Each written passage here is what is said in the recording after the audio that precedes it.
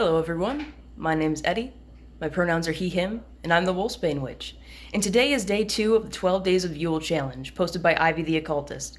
Link to her in the description below. Today I'm going to be showing you my altars, and a little bit of my Yule decorations.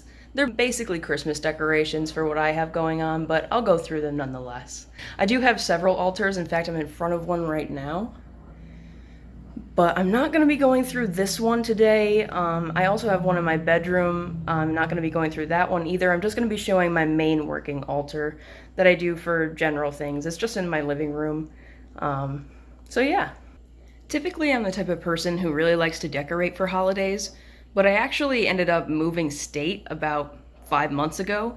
So this apartment is essentially brand new to me and I had to start from scratch. So I don't really have a lot of decorations or ornaments, but I'll take you through the little sections that I do have.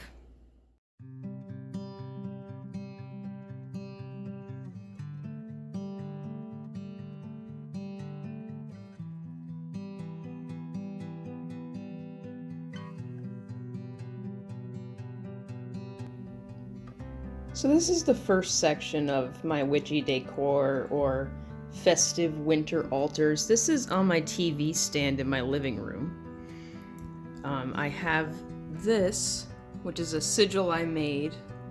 It's inspired off of the Hecate symbol, but it also has runes in it. It has a little raven and a little goat drawn in it. It's not an exact copy of anything or really supposed to be anything in particular. I just kind of felt intuitively drawn to draw this on this little chalkboard. Usually every season I'll draw a new sigil, and that'll be the sigil of my season, and I'll have a little decorated area right underneath to signify that season as well.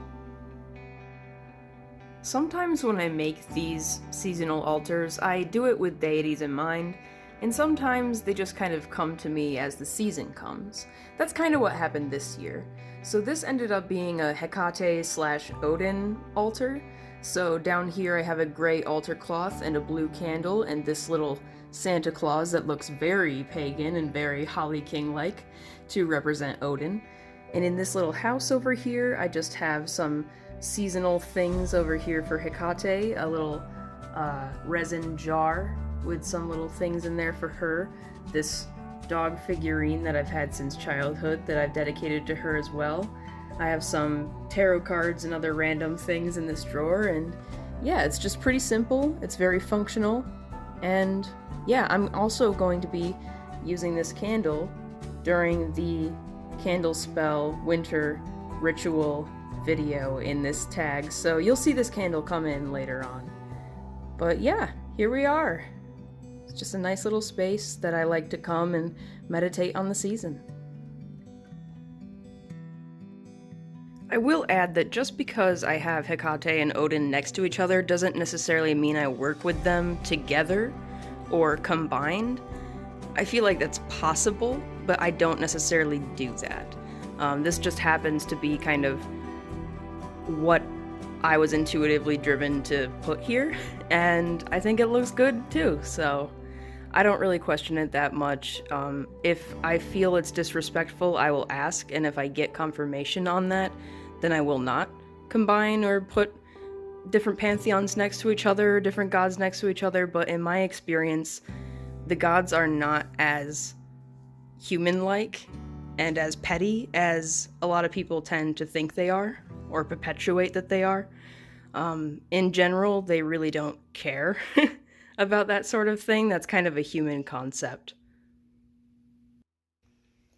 As I move on to my Yule tree, I'd just like to add that I think that the gods know their power, and they know their sovereignty, and they know their uniqueness and their place in the world.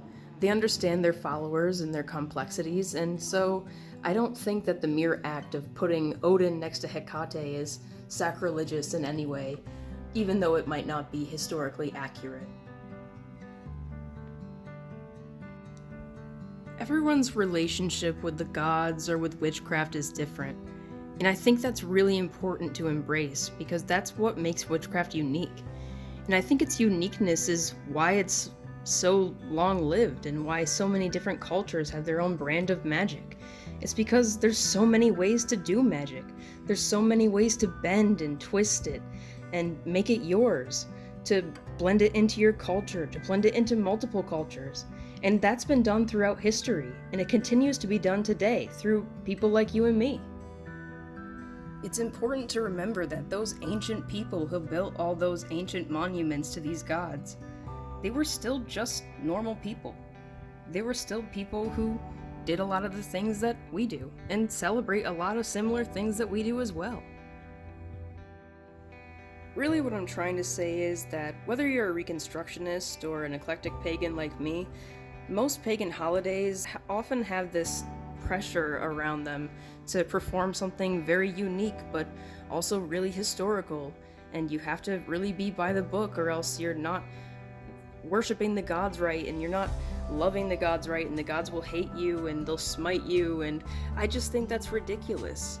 We're loving and living with the gods in our own time, and we're learning how to navigate that, I think, in a way that our ancestors never really thought would be possible. It's weird honoring ancient gods in a very not ancient world, and I think that we're all just doing our best to do it the way that we think is the most respectful to them and their own tastes. And I think that's in itself is honorable and reverent. But maybe I'm getting a little too deep. So let me just go in a little bit more on what's going on with my Yule tree. In some of this footage you might have noticed that I do have a couple of witchy things in my Yule tree that aren't really ornaments. I have a couple little sachets of gems and different things. 2 of them are actually dedicated to Loki. I do work with Loki in the Norse pantheon. I know that might be a little controversial to some people, but I really love working with Loki, and I really love working with his energy during this season. Another thing you might notice is this sachet right here. I used this during the last summer solstice, and I just put it in this tree in honor of the solstice energy. I'm actually going to be doing another working with it during the next summer solstice, but I just wanted to put it in this tree because of the solstice and sun energy, and just, kind of keeping it in my practice and keeping it active within my practice. I don't like having a lot of things just sitting around with no purpose, especially if they're things that I've used before in a ritual and that I'm planning on using again in other rituals.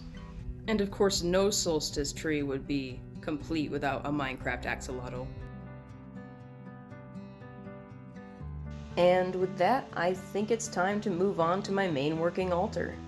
This is the altar that I did my solstice ritual at last night, and I'm going to break it down to make it a little bit easier to explain what's going on here. So there's 2 main elements and 1 main theme that's going on this altar.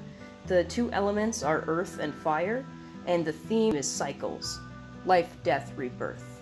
It symbolizes the solstice itself, and it symbolizes both the fertility of the earth and the power and the death of the sun. You would have seen last night me putting this white copal resin and this golden frankincense resin on my altar, and I did this in respect to the sun and the cycle of the sun. You see this red agate crystal in the middle that's covered in different witchy herbs and things. This represents the sun itself, and these are different sides of it. This is the death side, I suppose you could say, and this is the life side. So here I have a crystal that represents solar energy. This is a orange calcite, and over here I have one that represents the earth energy next to my Cernunnos, and I have this pendulum that I often use to communicate with him right here, and a hagstone as well, because I often associate him with the Fae and with nature. I also have this antler wand, and I use this quite often in rituals involving Cernunnos, also Pan, as well as rituals involving Dionysus. For this specific ceremony, I focused mostly on Cernunnos, so I have this little golden torque. It was actually a pin, but it broke and it left in this torque shape. So I use it to represent Cernunnos, and I often put it on my Cernunnos altars as a symbol of him. And I also have this little bracelet with diamonds in it that was given to me as a baby, so it's much too small to put around my wrist now. So I often use it in spellcraft. This is my cauldron. I tend to put everything that I do during solstice and equinox rituals. I will put little bits of the rituals that I do in this to sort of keep that energy around, to keep what I'm manifesting around. It's sort of like a manifestation box. And then at the end of the year, which is coming up soon, I will typically either bury or burn it. It really depends. Although I'm holding on to this one for an extra year because of what I'm doing personally. I might get into that a little bit later in a different video. And then finally back here, I have this bottle. This is a bottle that I made during my first ever Yule celebration. You can see some of the stuff in it. It's kind of old and a little lacking in color, but it's just because it's a very old bottle and it's often been in the sun. I take it out every solstice and I just use it as a tradition piece to kind of remind me of where I came from with my practice and how it all started with this one little bottle that I just happened to make on Yule. And that's basically it for this video. I hope you enjoyed it, and I hope you found something that might have inspired you or heard something that might have reassured you about your practice. So continue doing what you're doing, and if you're doing this challenge, let me know in the comments. And as always, thank you.